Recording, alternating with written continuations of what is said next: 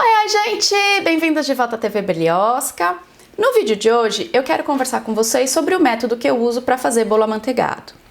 Muita gente comentou que acha estranho o fato de eu fazer uma receita de bolo amanteigado sem usar o método tradicional, que é o método cremoso, aquele onde a gente bate a manteiga e o açúcar no começo da receita.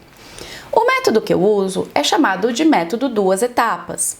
E ele vai ser tão frequente aqui no canal, porque várias das receitas que eu passar para vocês são feitas usando esse método, que eu achei melhor fazer um vídeo sobre ele, explicar um pouquinho mais em detalhe, não porque o método duas etapas seja melhor do que o método cremoso, não, ambos têm vantagens e desvantagens. A diferença é que se você fizer um teste, pegar a mesma receita e fizer dois bolos do mesmo tamanho, só que um você bate a massa usando o método cremoso e o outro você bate a massa usando o método duas etapas, no final você vai ter dois bolos com características diferentes. Então, poxa, a gente está usando os mesmos ingredientes, o que é que faz que o resultado final seja diferente? É a forma como a gente incorpora os ingredientes e a ordem que a gente incorpora os ingredientes na massa. No método cremoso, em primeiro lugar a gente pega a manteiga e o açúcar e bate em velocidade alta até que essa mistura seja volumosa e esbranquiçada. Ou seja, através da ação mecânica da batedeira e do formato de cristais de açúcar, a gente vai incorporar ar na manteiga. Esse ar, junto com a ação do fermento, é que vai fazer o bolo crescer. Depois a gente incorpora os ovos e intercala ingredientes líquidos e secos, tomando sempre cuidado de não bater a massa demais, porque senão o bolo fica duro.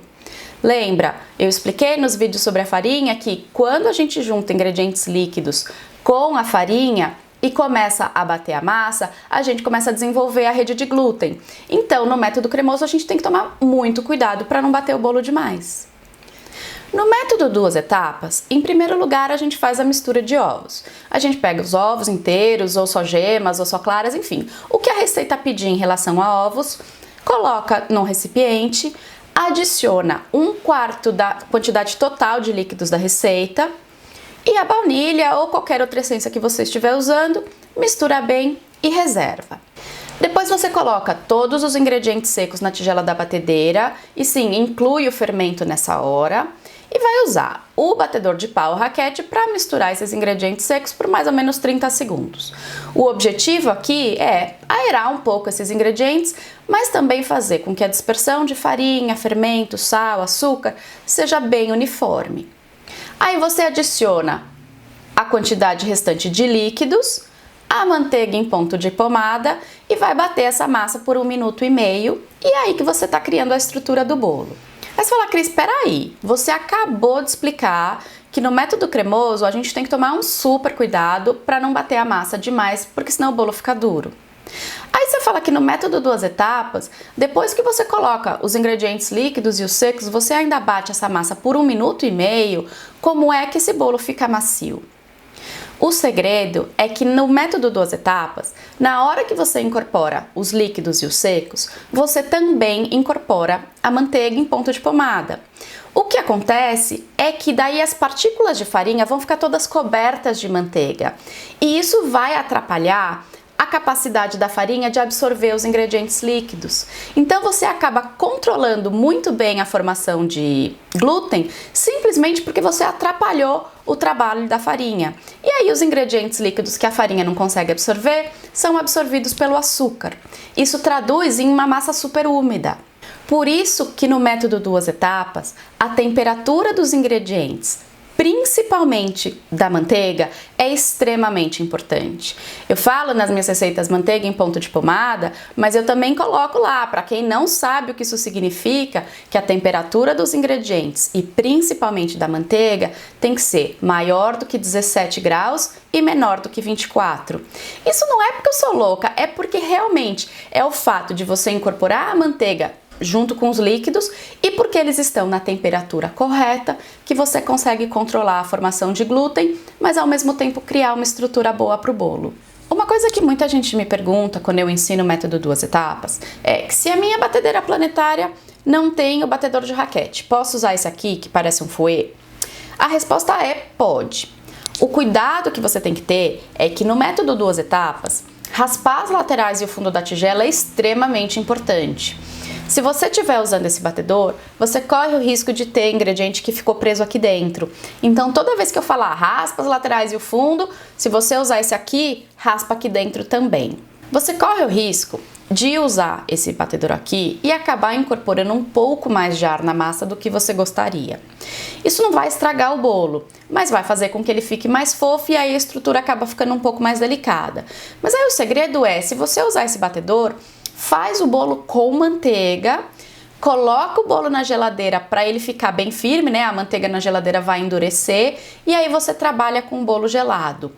Se você fizer o bolo tanto com batedor de raquete quanto com batedor de fouet, eu sempre falo, trabalhe com o bolo gelado. E quando eu falo trabalhe com o bolo, é cortar as fatias, montar o bolo.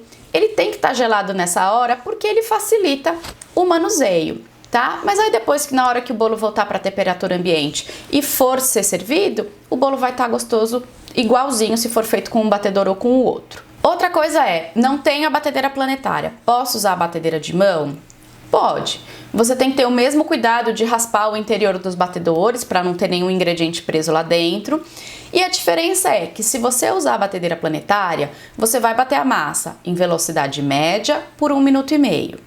Se você usar a batedeira de mão, você vai aumentar a velocidade para alta e vai bater por 3 minutos. A gente aumenta a velocidade e o tempo de batimento para conseguir desenvolver a estrutura da massa da mesma forma.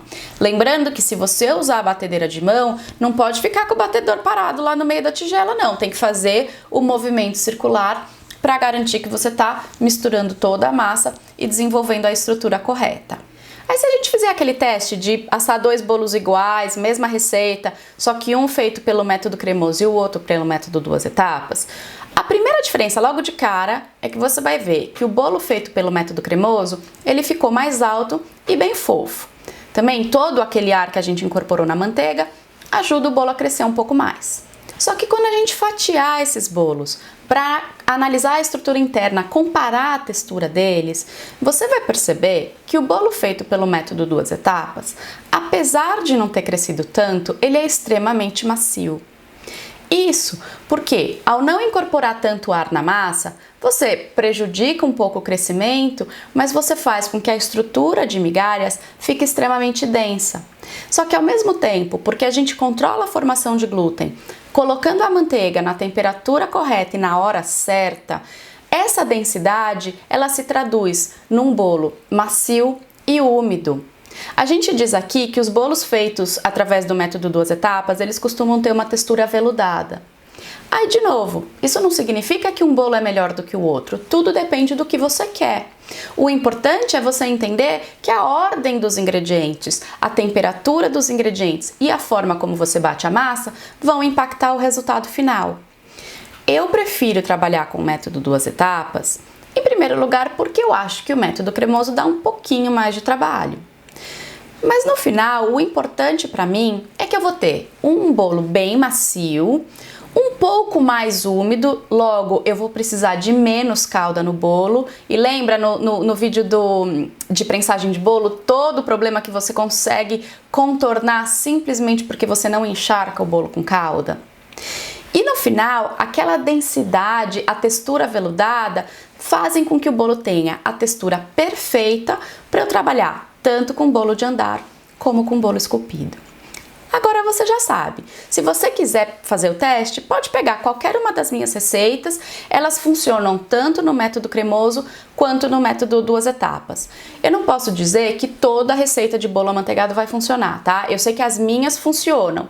Se você quiser, faz o teste e aí você decide qual é o método que é melhor para você, qual é o bolo que você gosta mais de trabalhar e me conta aqui nos comentários. Se você gostou desse vídeo, já sabe, deixa um curtir, se inscreve no canal, compartilhe o vídeo nas suas redes sociais, me segue nas minhas e volta que semana que vem tem mais. Um beijo e até!